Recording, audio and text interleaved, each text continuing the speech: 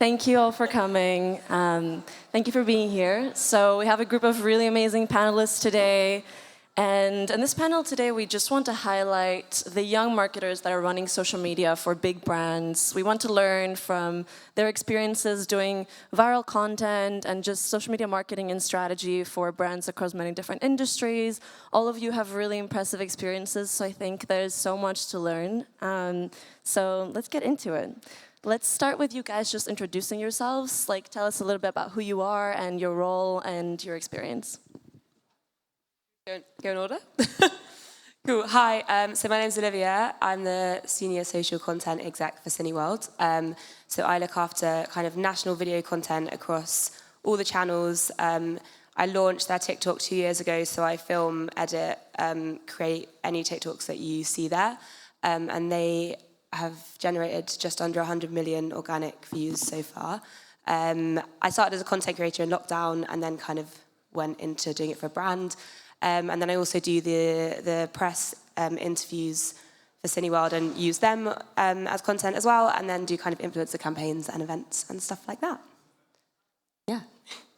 Hi everyone, my name is Holly, and I am it's actually a new job, so let me just look at my card and remind myself. I am Senior Brand and Social Strategist at Dear Media, so it's one of the biggest podcast network platforms in the States, and then as of very, very recently, I was Stephen Bartlett's personal social media manager, so heading up all of his organic content across his TikTok, Instagram, LinkedIn, anything and everything content-wise.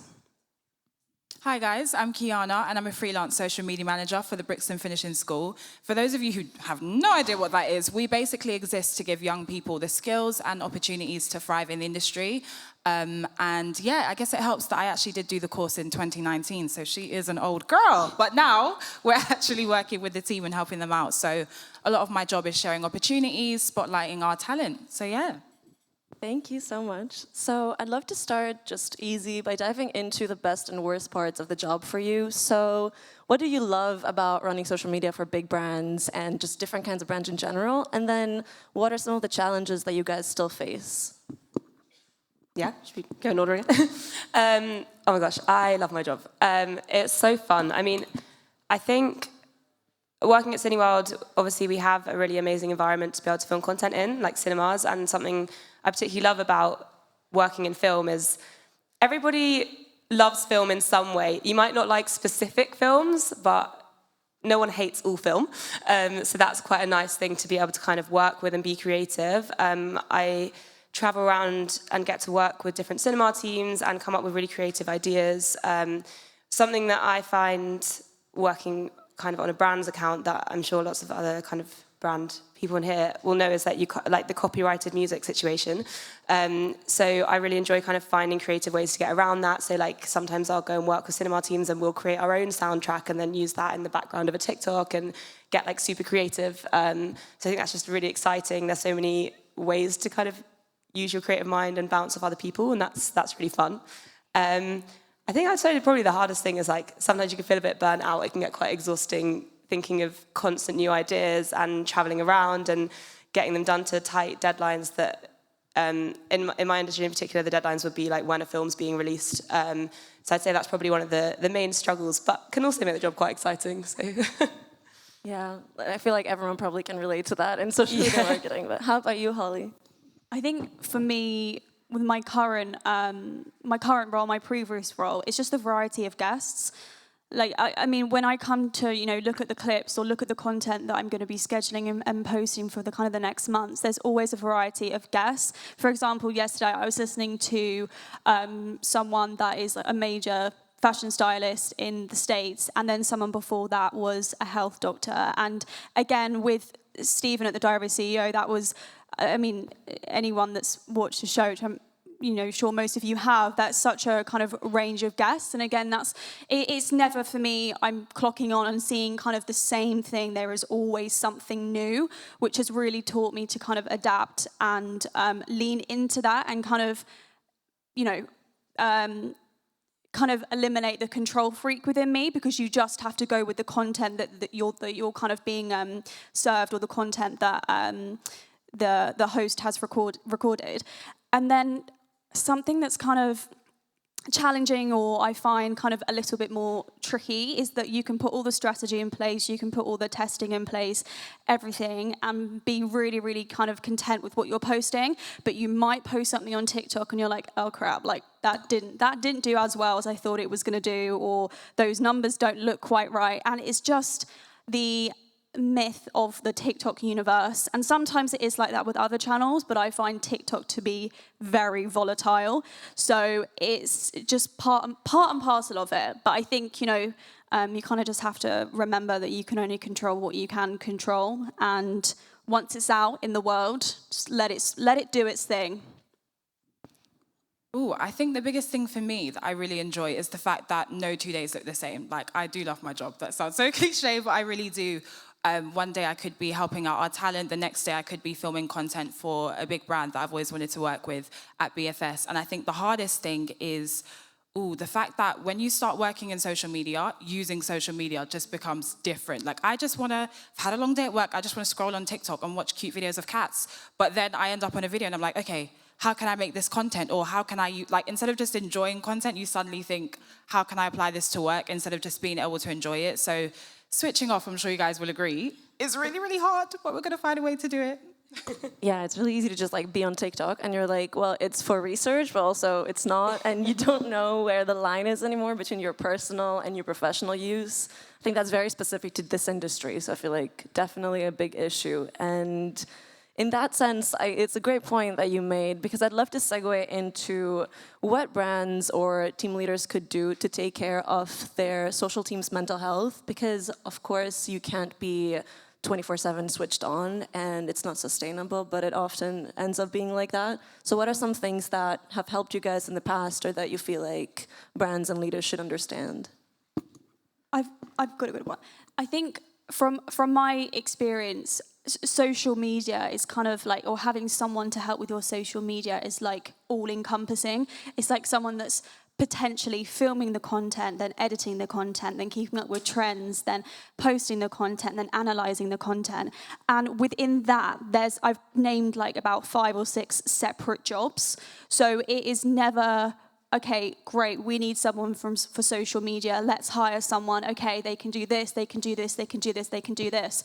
Because all of those are completely different skills, but just because it's sitting on social media doesn't mean that you can hire someone and have one person. Like, that is near on impossible. And also as well, like everybody sitting here with whatever, you know, roles and responsibilities you guys have, you'll have your strengths and your weaknesses, and it's impossible to expect one person to be able to do, like I said, the editing, the filming, the posting, the analytics. They are all very, very different. And I think that's something that I've realized up until the point that I'm in, is that you're going to have your strengths and your weaknesses, and really a good team and a good manager and a good role model of that company understands that. And then you'll be able to say to them, hey, okay, I'm not really great at the editing side of things, or I'm not really good at the filming side of things, I don't have capacity to do that. And then they say, okay, yeah, let's hire someone freelance, let's outsource someone. They can do that whilst you focus on your stuff. Because whilst that kind of might feel complicated, or, you know, you're employing somebody else and it's more money and it's more time and it's more resources, you will get far better results out of each of those individuals than just plastering your social media manager with anything and everything. Really good point. Olivia? Can I bounce kind of off Yeah. that? I couldn't agree more. And I think something else, recognizing the kind of talents within the team and where everyone's strengths lies, and also celebrating the wins in different ways. So, like, a lot of people talk about virality as that's the aim.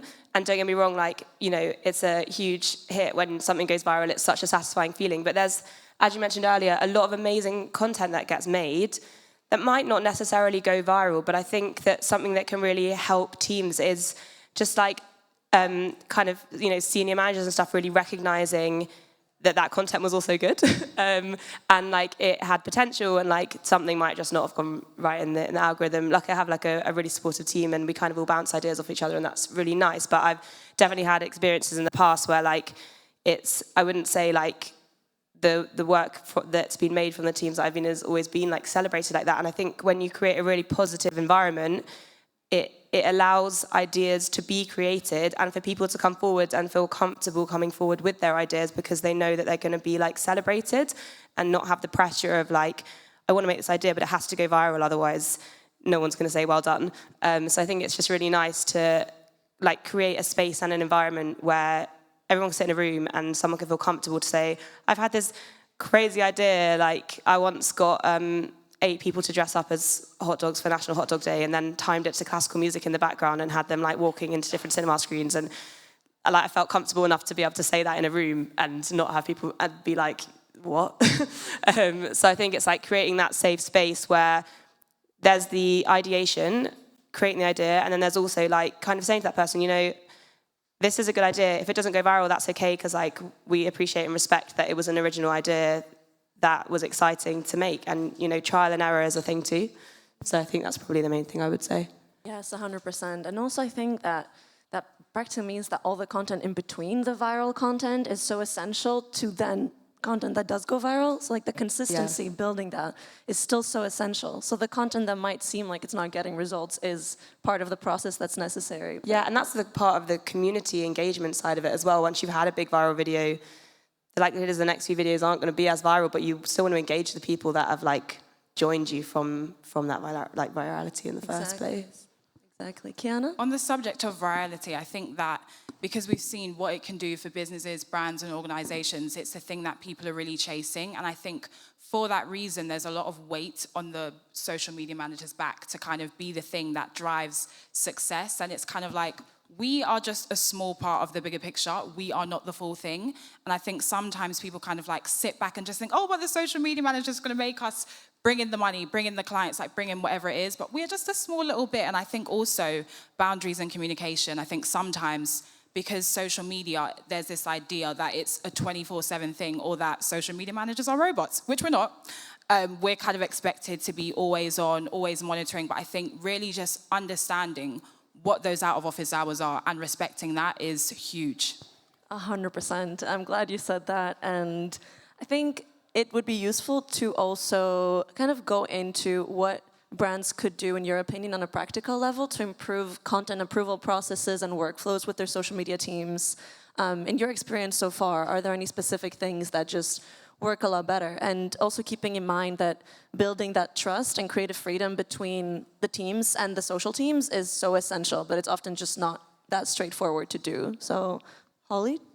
Yeah, I think what I've kind of realized, if I like take it back to when I was at L'Oreal and then kind of making that jump to Stephen and where I am now, is that the layer of trust, which you obviously mentioned, and is so important, because it is like near on impossible to be able to kind of do your job effectively. Again, like I said, just how each one of you will do your job without that kind of element of trust. And someone's kind of asked me before, you know, hey, like I'm managing this entrepreneur's brand and they're not really kind of giving me the trust or the freedom to be able to kind of post what I need to post that I know that they will really like as well.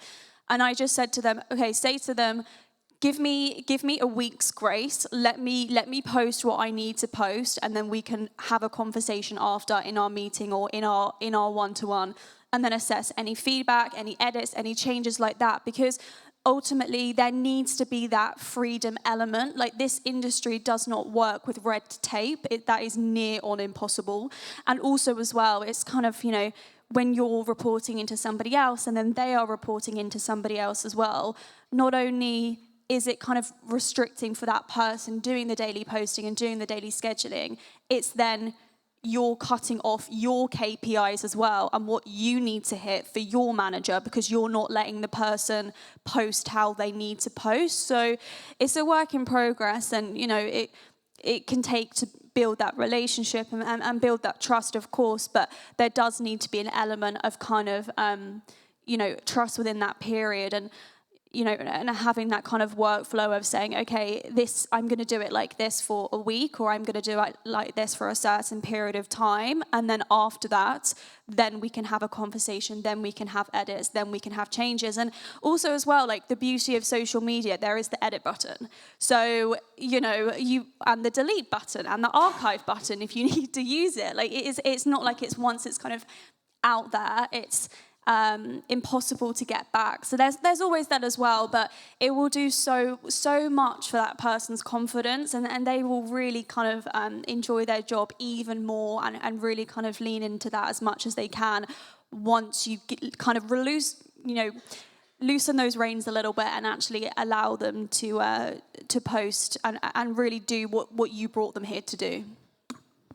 Really good points. Yeah. How about you guys, Olivia?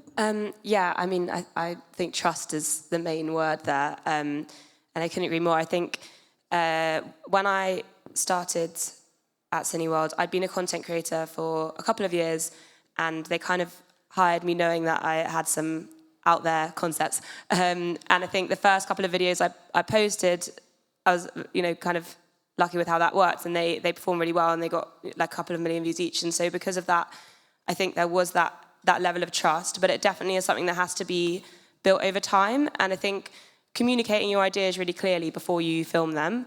I'm quite lucky. My approval process is me and my manager, we sit next to each other, and she's lovely, and I just show her my videos, and I'm like, can I post this?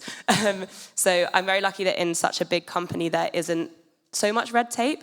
But I think another way that trust can be built is you coming with ideas that haven't been done before within the company. So something we started doing on TikTok in the last year or so is we have a lot of interviews with actors, and they're something that is often using long-form content on YouTube and Facebook, but I've started making cut-downs of them specifically for TikTok and not using like auto-generated captions, like hand captioning all of them. I'm not the biggest fan of auto-generated captions. They never seem to fall where I want them to. Like, they don't line up right, and I like using silly emojis, and so I think that was quite a trial and error thing, and like just testing them out in a very like brand safe way, and then being able to kind of prove that. And I think also work within the brand guidelines doesn't necessarily mean you have to make like boring content. So like Cineworld is a very family-friendly channel. I would never get away with being, Ryanair, because I would get fired. But that doesn't mean you can't have fun. Like, there's so much content you can do that isn't taking the piss out of someone. Like, we do so many fun, like, family videos that are really funny, or like reactions to trailers, and like, there's loads of ways to create content within brand guidelines that can still be really creative. I think it's just like having a proper think and looking at a trend and seeing, like how you can adapt it. I don't know if you guys are on slime TikTok, which I personally love, but there's one trend which is just rating the scoopability of slime, and it has like the specific music in the background. And then recently I did a video was just rating the scoopability of pick and mix.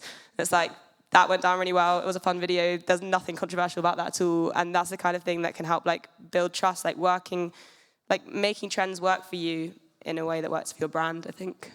I love that. On the subject of trust, well, I feel very fortunate that a lot of my clients, BFS in particular, they trust me to do my own thing. So I haven't had like a really tough approval process for a long time. But one of my first ever clients was literally watching every single thing I did, and everything had to go through them. But I think the reason why there's such a lack of trust sometimes is because people are quite caught up in kind of, like, at the end of the day, their social media, it's their baby, their business is their baby, and they think, okay, well, this is what people want to see. It seems like it's very selfish instead of kind of looking at the data or speaking to the community and remembering that it shouldn't necessarily be what you think it should be, but you should be looking to serve your audience. I think having those conversations and kind of helping senior leaders realize that will really help, like, remove that whole trust issue that we seem to be having. Exactly. And Kiana, you've worked on building communities for brands in the past. And of course, I think probably on both days of this event, you must have heard a lot about community. It's very much a buzzword right now. But I'd like to go into it a bit more practically and see, like, in your opinion, what makes a following into a community and what brands can do to build a community that lasts. Well, I think the biggest thing, and I kind of just trailed off, so that kind of went really nicely. I was talking about selfishness. I think social media is sometimes so selfish. Like, I want to be consistent. I want to be posting all the time. I want to be talking about myself on LinkedIn and all of my wins. But community really comes along when you engage with your community, but you also put yourself in places where they're going to be as well. I think people are so focused on sometimes always showing up and showing up consistently that they forget that that whole nature of like giving back. Showing up where you know your audience is going to be does so much more than just making sure you show up and then that's it. So I think just focusing on really making sure that you're visible and that you're caring about other people goes a long way. On Brixton Finishing School, our engagement, I do have to say, on LinkedIn is sensational. And not just because, we talk about the amazing work that we're doing with partners or our alumni, but because we care, or we're at the heart of those conversations about representation and diversity, which is what we stand for. So whenever people are kind of looking for anything to do with that, we are there, we're at the front of those conversations, not just being like, oh, look at us, we're so amazing, this is what we do. Yeah, exactly. How about you guys? Anything to add? Yeah, I think in terms of building community, something that can be really amazing is I know every brand works differently, of course. At Cineworld, we've got so many different sites, and the kind of stars of any content we do across any channel, so like Instagram, YouTube, Facebook, Twitter, are the people who work in our sites. They're the people that the customers get to see. And there are so many creative staff members, like thousands across the country. So I think something that's really lovely is if I've gone and filmed a video in Scotland, for example, we have these kind of local heroes and local champions that people recognize from videos. And we've had some videos that have done really well, and then customers have gone to the cinema and been like, oh my God, I saw you on my TikTok feed. And it champions them and it champions the communities. And it's so lovely to kind of see that across the whole of the UK. And we have a guy on our team who specifically looks after our local Facebook and Instagram pages, because there's over 100 of them as well. So I think that's, if you happen to work for a brand where there are ways that you can engage people who work in branches or anything like that, I think that can be a really lovely way. And then I think also TikTok comments are really underrated thing. I think the banter that you can have in TikTok comments can really help to build a community. Reply to those people that say first, second, third with a funny message afterwards. Don't ignore them. They're the ones that are going to come back and then start to make longer replies and longer comments and want to engage with you more. So I think the comment section can be a really fun place to be too. Yeah, so keeping people at the core of the content you're creating very intentionally. And then I love the point about the comment sections, because then you end up having people that are friends with your brand, and they're always there. They're your biggest supporters. Yeah, we have that across all of our channels. And yeah, so you start to recognize the names that pop up, which is really nice. Really nice. How about you, Holly? I think for me, kind of what really separates a following versus a community is that giving portion. So ultimately, kind of when we strip it all back and we're kind of really honest and transparent with ourselves, we're either selling a service or a product or a lifestyle, or you're essentially selling something. And of course, there is, there's a bottom line in there, and there's obviously profit to be made, and that is crucial. And a social media is obviously a tool to get there. But what I think is so important is, aside from the content that you are posting that actually drives and helps your profit line, is what is the impact that you're giving the audience? What are you giving them? Are you giving them anything? Are you, because I see a lot of brands that will kind of post content and perhaps they have a new product or they have a new service, and all of a sudden all they're doing is just posting that, but there was nothing prior to that and there's nothing after that. So what are you giving to the audience that it doesn't have a monetary payoff for that brand? Is it humor? Is it escapism? Is it an aspirational lifestyle? Is it making them smile? I was on LinkedIn this morning, and Jellycat, personal fave, such a great brand, obsessed with them. But their Instagram, they posted, I think it was a story or a reel, and it was just two of their best-selling products. It was a bunny and a bear, and they were just kind of playing between the two. There was nothing really there apart from the fact that it just made me smile, and it was something nice and comforting to watch on your Instagram. And they received, over the last kind of 2 days, I think it was around 100,000 new followers. Obviously that's an insane number, and that's an anomaly. But the point is that was nothing to do with, hey, here's our bear, here's our bunny, it's our best sellers, buy here, this is how you buy, buy. It was just telling a nice story, and it was sending a nice message, and it was just making people smile. And then I think people forget that portion, and then ultimately the buying always comes at the end of it. But you've got to do the first bit, because that's the building the community piece, and then people will translate into ultimately the purpose behind social behind social media. So yeah, it's something I'm really big on, is that giving portion of, and, you know, really being transparent and being very honest with what you are giving aside from the buying. Can I add something to that really Of course. quickly? I love it when kind of a brand knows how to do that balance. And I think something else is that, like, Gen Z, they have grown up with social media. They know how it works. They know how brands are trying to, like, you know, sort of work with their brains and trying to get them to buy things. I think they can tell if you're trying to sell something, but something they really appreciate is like a funny ad. Like, if you can make, not like an ad, actually, I don't like the word ad, because TikTok has that phrase, isn't it? Make TikToks, not ads. And I think that's so true. Like, you can make something that deep down, you know, you're trying to sell some sort of product, but that's not what the video needs to be about.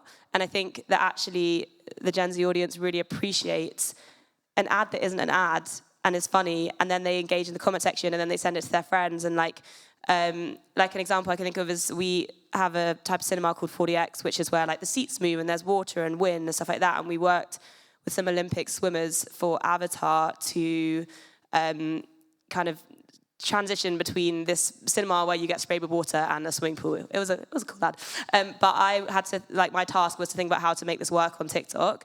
And so I filmed them walking up to the counter, ordering a ticket, grabbing some goggles and a towel, and then transitioning them into a 40X chair where they were being moved around with water spraying at them. And that video got 10 million organic views. And it was clearly, you know, talking about Avatar in 40X. But like, it was funny. And at no point did I say, buy a ticket. I just said, here's some Olympic swimmers taking some towels and goggles and going to a 40X cinema. So there's like messaging you can get in without actually saying, buy this thing. And I think that Gen Z does appreciate that as well.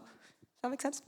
Completely agree, yeah. And so Cineworld's TikTok grew from 0 to 370,000 followers in 2 years, right? Yeah. 80 million views. That's super impressive, so safe to say it's been a success. And I'm just curious to hear, like, in your opinion, what's been the secret ingredient, or what have you learned through that about creating viral content and generating such fast growth? Yeah, I think, as I mentioned, I was a content creator before. I had an account where I showed how the harp could be used in pop music, which is niche and not the most relatable thing. So I think from that, I'd spent quite a lot of time studying the algorithm and figuring out how quite like niche content can work in creative ways. And the main takeaway I took from that was trends are important, 100%, not denying that at all. But I think something that is really valuable and not spoken about enough is original content. And, you know, trends start because someone came up with an original idea in the first place. And I do think a big part of the success of Cineworld's account has been combining trends with original content and not relying on only using trends. So like our highest performing videos, as I mentioned, like the Avatar one that had like, I think just over 11 million views was a random like Buckaroo challenge thing that I had, that I kind of used a trending sound, but matched it up to a completely different idea. So I think like having a really big brainstorm about how to come up with like the original concepts and like work with your teams on that, like utilize what you said earlier, like utilize the talents that you have in your team, like have a brainstorm, all that kind of thing. And then I also think when I started Cineworld's account, like I never wanted to be the face of an account. Like that wasn't the purpose of me being there. The purpose of me being there was to showcase the incredible like cinema environment and movies and films. And I think every brand has their own amazing thing that they can showcase. And so kind of working with what you have there. So like, yeah, for me, that was making the staff we have in our sites be the stars of our TikTok account and be the face of the channel and letting them be creative. So I think it's the combination of like trends, original content, working with really great people, and just trusting yourself a bit. Like you have to trust yourself and your content, and sometimes you have to push for an idea because you know it could work, and just trying to, once you trust yourself, I think that really helps with the brand trusting you. Probably what I'd say. Amazing, thank you. And just closing question for you guys. Are there any brands that are really just killing it in your opinion right now when it comes to reaching Gen Z? Like who are you following that's doing a really good job that people could check out and learn from? Oh my God, I'm loving Bumble. I'm loving Bumble. You talked earlier about like subtle advertising. As a Gen Zer, every time I see a hashtag ad or I see sponsored coming up, I'm just like, oh, I'm just trying to scroll in peace. And what's interesting about Bumble is a lot of their feed is like ads from creators that they work with, whether that's UK, US, and it's so natural and organic that you don't even feel like you're being sold to. Like, it's so interesting that the majority of their strategy is that content instead of just them being like, hey, like, we're Bumble, da-da-da. So, yeah, they're killing it. Agreed. Holly? I think for me, probably Pinterest. Pinterest is like my go-to and such a forgotten like social media platform, and like quite frankly, is just so like pleasant to be on. And I think with them, I mean, they bring out their trend reports. So if you haven't seen the trend reports for this year, definitely have a look. But there was a statistic that came out that basically said, I think it was a proportion of 60% of Gen Z, before they actually buy something, they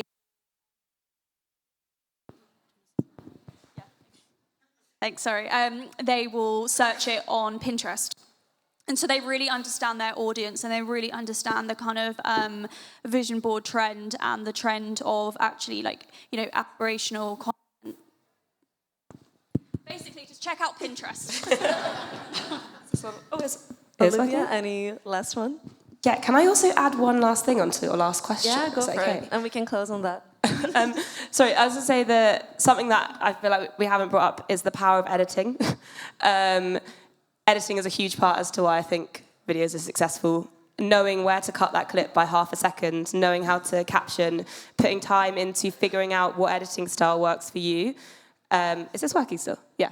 And yeah, I think that is like study it. Look at videos that you like. Look at how they edit. Look at where they cut their clips.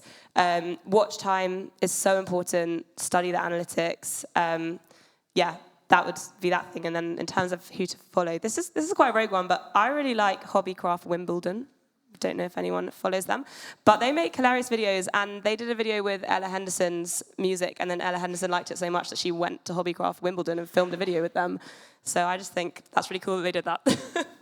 That's really good. I'll check it out, actually. I haven't seen it. But thank you so much, guys. You made some really, really good points. Thank you for sharing. I hope everyone learned something. I definitely did. But yeah, thank you for being here. Thank you so much.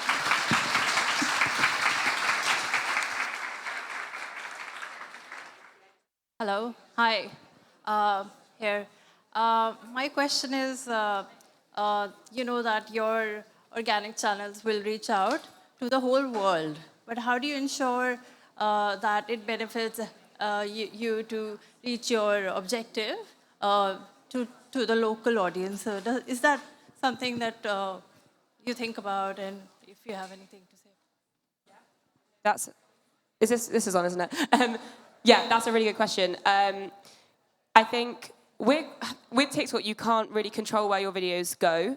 The more your followers grow, the more you're going to notice that your audience is based more around the world than like just the UK. Like, I think up to maybe our first 100,000, like all of our followers were pretty much UK, and now it's quite a big split between different places. I think some ways you can control that if you're working with influencers is making sure that you know their UK following and demographic before you work with them. It doesn't matter if they have 5 million followers if only 10% are in the UK and we're a UK brand.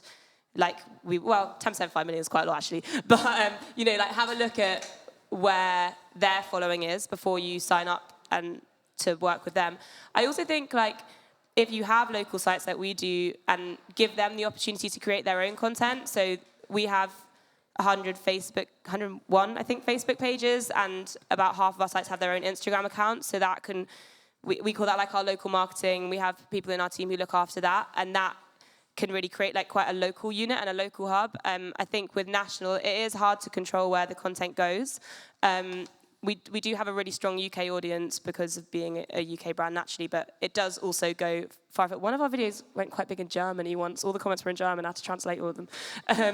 But yeah, so I think try and see what you can do on a local level. And I do think that yeah, I guess because all our videos are in English, they're naturally going to go to more kind of English-speaking countries. But that doesn't, as I said with the German video, it doesn't necessarily stop it. So you can't control where they go, is what I think I'm trying to say.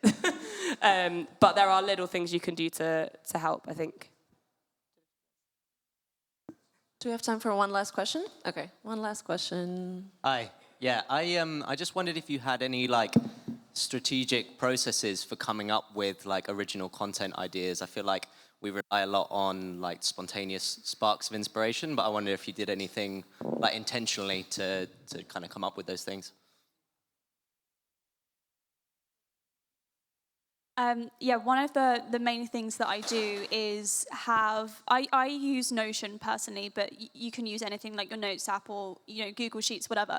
But I'll have a section on there that will just say inspo, and a lot of the time, pretty much, a large proportion of my emails is actually just me sending things to myself, but from my personal to my work email.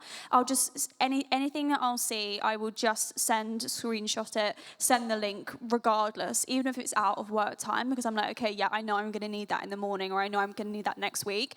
And then what I literally do is just copy and paste that image or copy and paste that link and put it on my Notion board, and so I've got all my inspiration there. Sometimes I pull into it and sometimes I don't, but it's really helpful, for kind of when you need that inspiration or when you need that creativity, because you can't really force it. And another thing that I also do is, if I do have a specific task and I need to create something that's kind of got a brief or whatever it is, I'll then, big lover of using Google's Gemini AI, but then I'll basically say to AI, hey, like, these are my ideas, this is what I really, really like, this is what I've been noticing over the last few weeks, this is the brief, can you just shoot out 3 or 4 ideas that perhaps I could use? And again, some of them might be not brilliant, and some of them might be great, and some of them might give me inspiration, but I like to have that hub on my Notion board, because invariably there's always something to pull from it, and it just relaxes your kind of creativity without thinking, crap, I've got to create something in the next day.